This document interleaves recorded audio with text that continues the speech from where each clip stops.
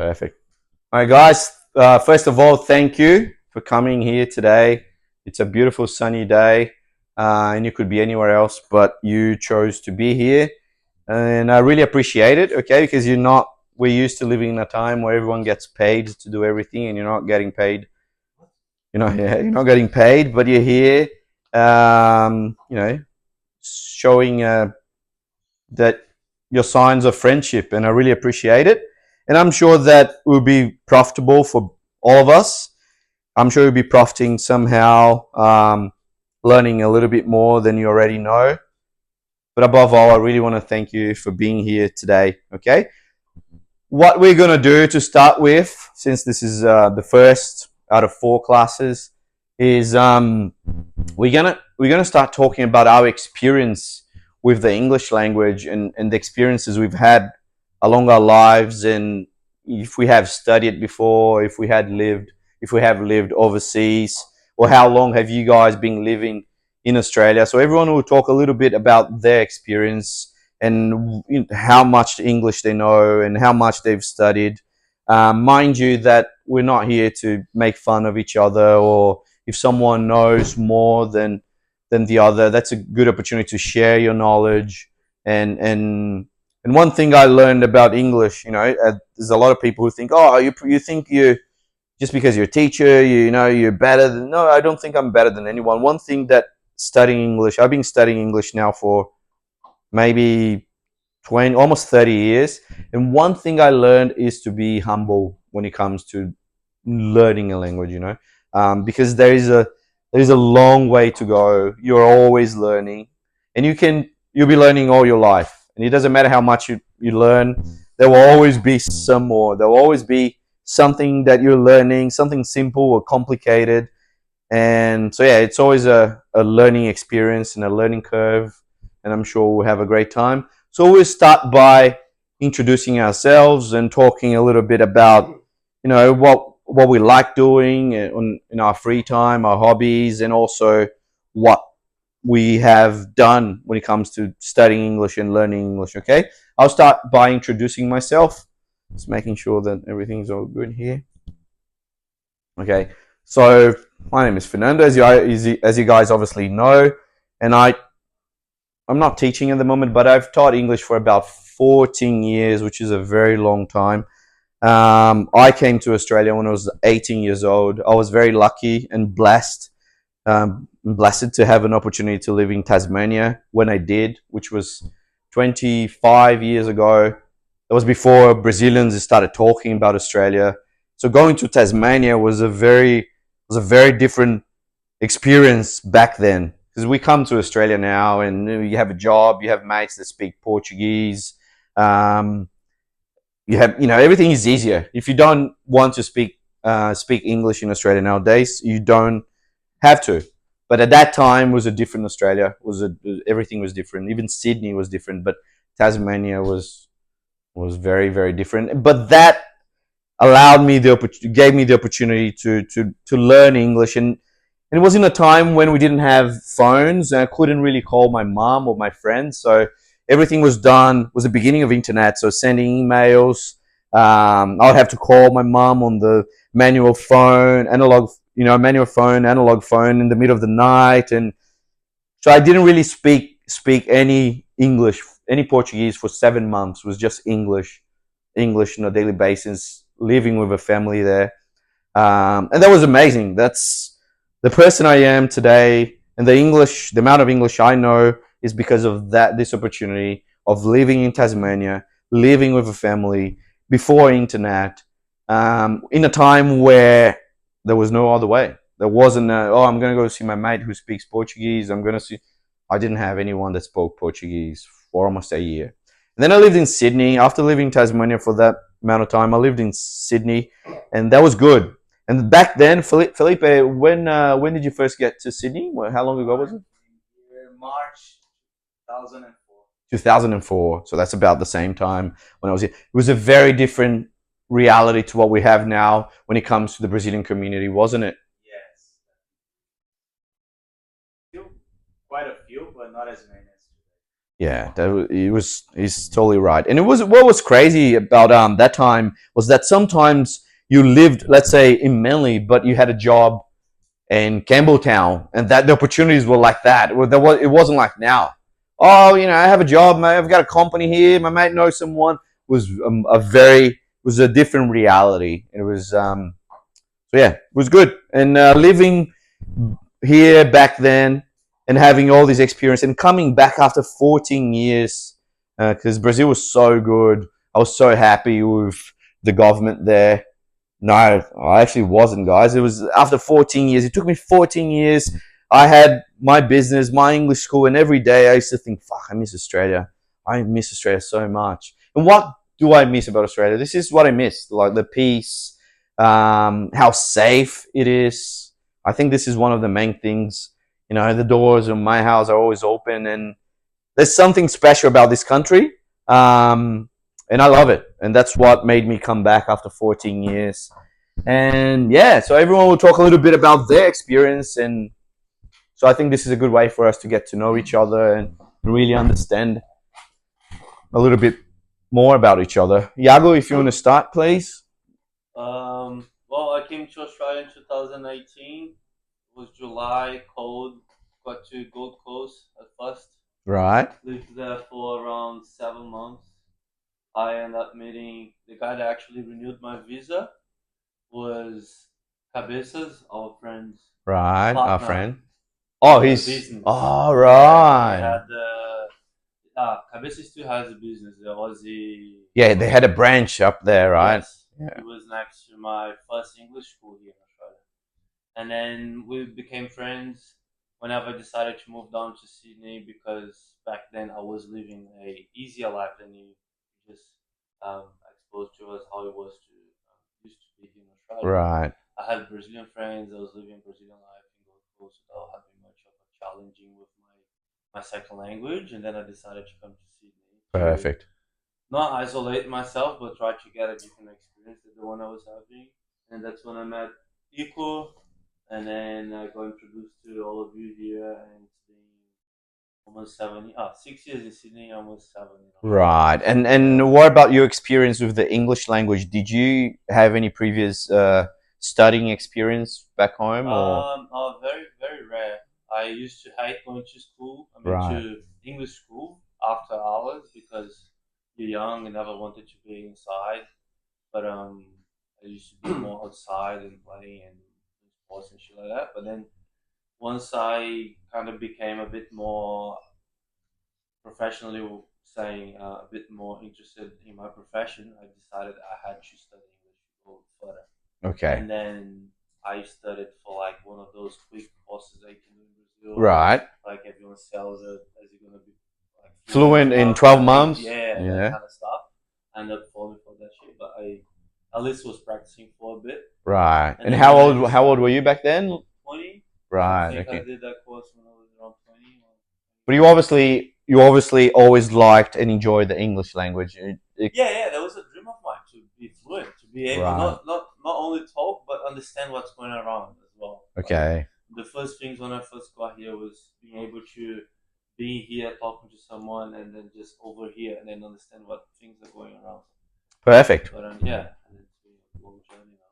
All right. That's good, man. Good. And you've done well. You've learned a lot. Yeah, Improved your pushed English. myself. Yeah, I lived with an Aussie guy. I started dating my now wife back then, so Okay.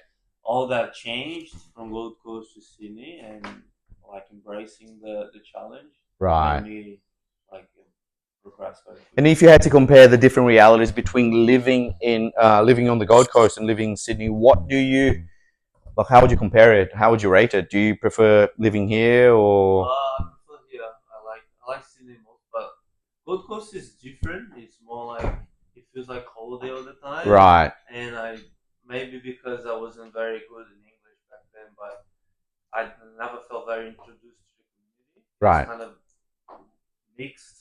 You don't Right. have much of the Aussie reality that you just have as an immigrant life. And I don't know. That was my first impression as well. Okay. But Perfect, Sydney could man. have been different all that. All right. Perfect. Yeah. Thank you. All right, Johnny, can we go, man?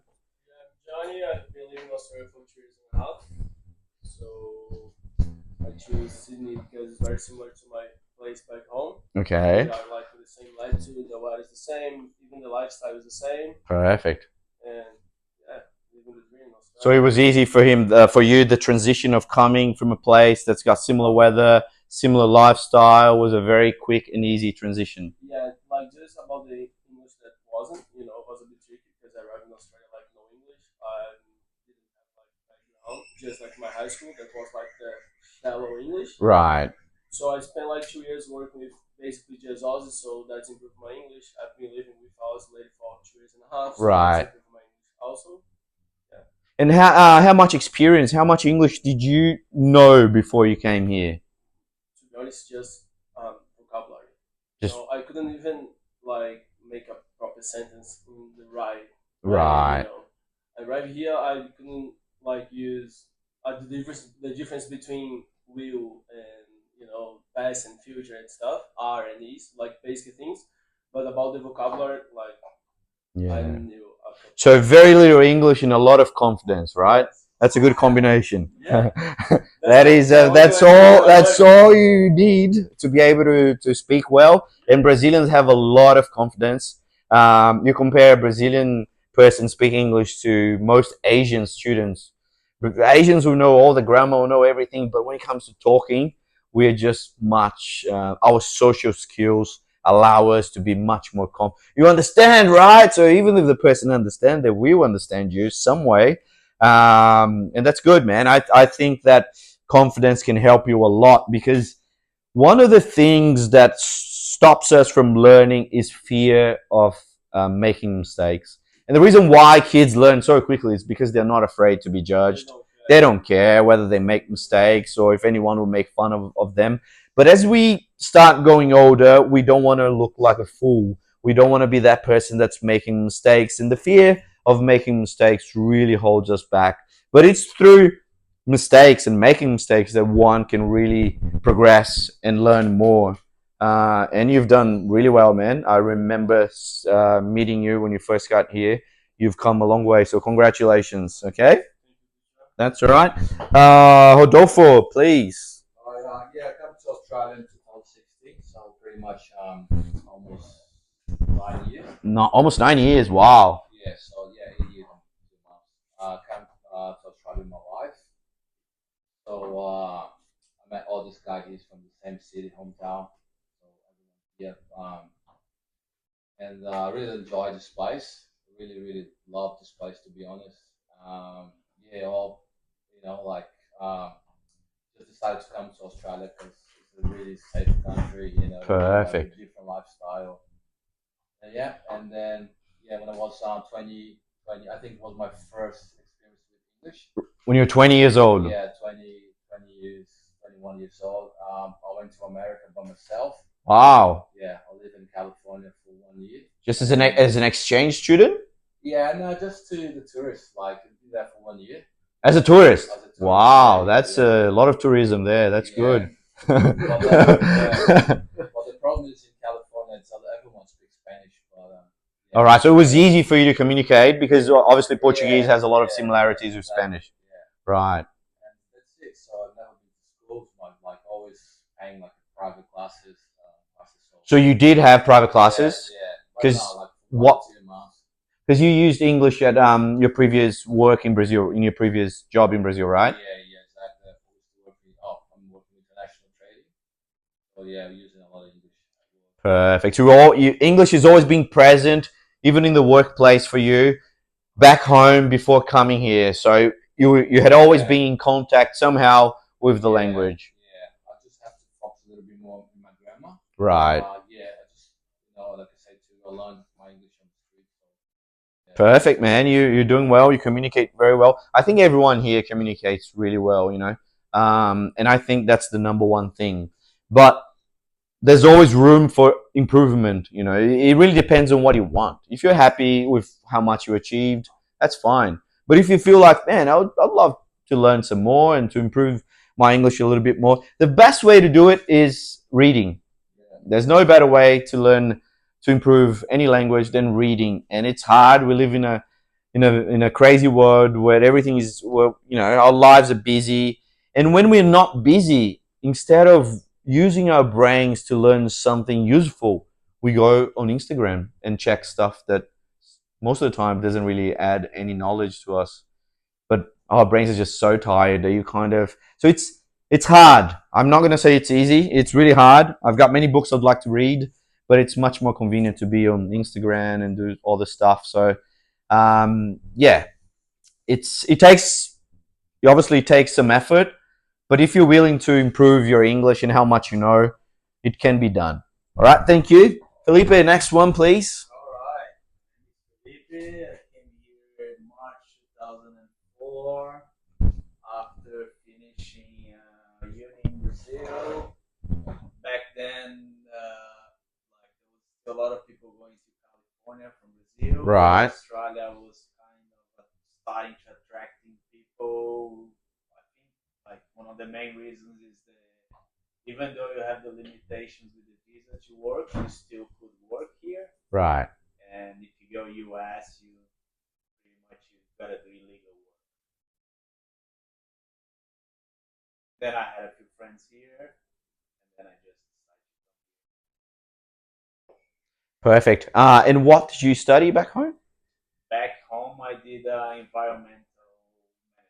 Environmental management. Wow. It was probably a bit early for that profession back then, huh? Yeah, it was. And the course that I did at that time was a bachelor degree in only 2 years. It takes like 4 years to get a bachelor degree. Right. And how much experience did you have with English? English. I had a bit of high school, and I did a little bit before coming to Australia. I did Right. a little bit, and I thought I had okay English, but when you get here, you adapt to the accent, all the You get tested. You get put to all test. the Yeah. slangs and the Australian way of talking. It takes a bit of time.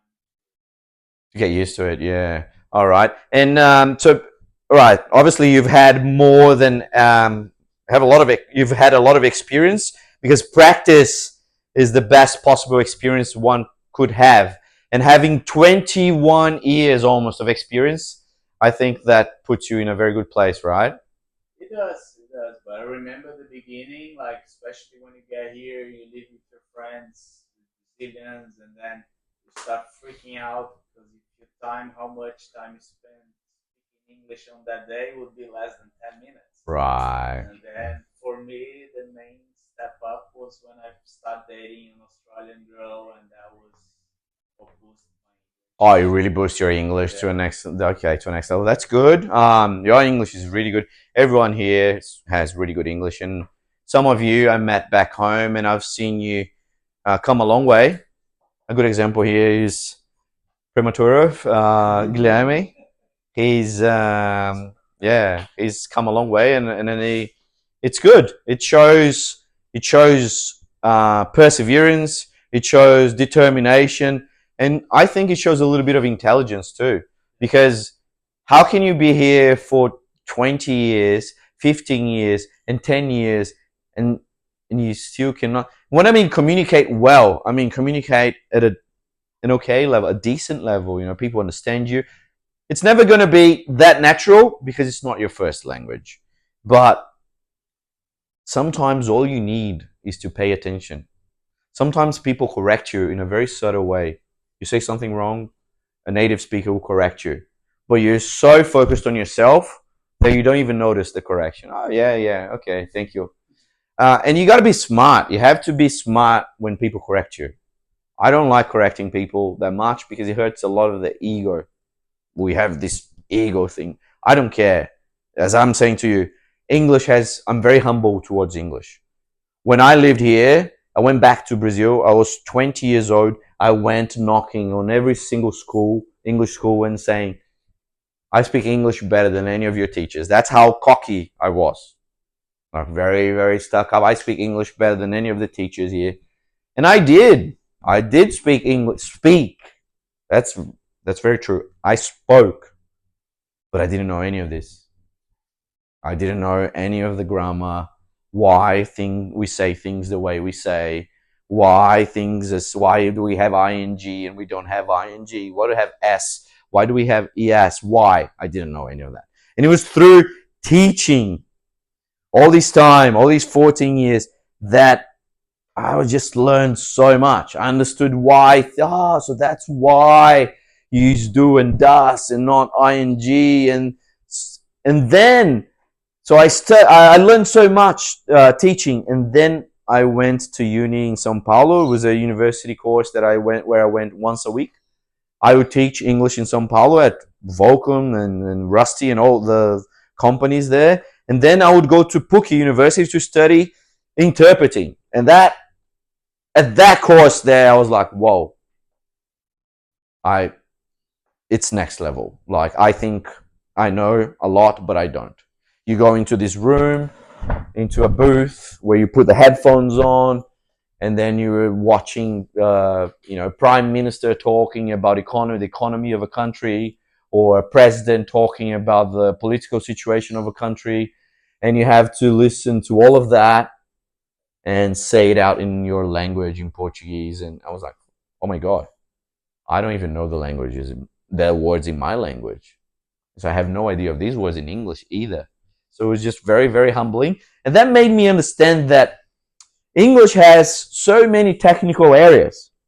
For example, we have English that's used for timber, English that's used for pools, or English that's used for business, English that's used for freight forwarding, English that's used for surfing. And there's so many different areas, and you can't know all the areas. Medical English, every information that you want, there's always a lot of it in English. There's a lot. So that, after that course, I was like, wow, I don't know much. And this is the way I look at English nowadays. I don't know much. I'm learning. I make mistakes. And as I said to you about being corrected, the other day I said to my partner, she's a native speaker, she's Australian. I said, oh, the guy was pushing his bike. You know what a push bike is in Australia, right? But what do you do with the bike? Do you push the bike? You ride the bike. But you can ride the bike. So if the person, what's the action with pedal? We're pedaling. So I forgot that, and I said, oh, the guy was pushing the bike. My partner turned and said, pedaling the bike. And I said, yes, pedaling the bike. But what do people do? Why not pushing? Yeah. And that's how I feel when I'm trying to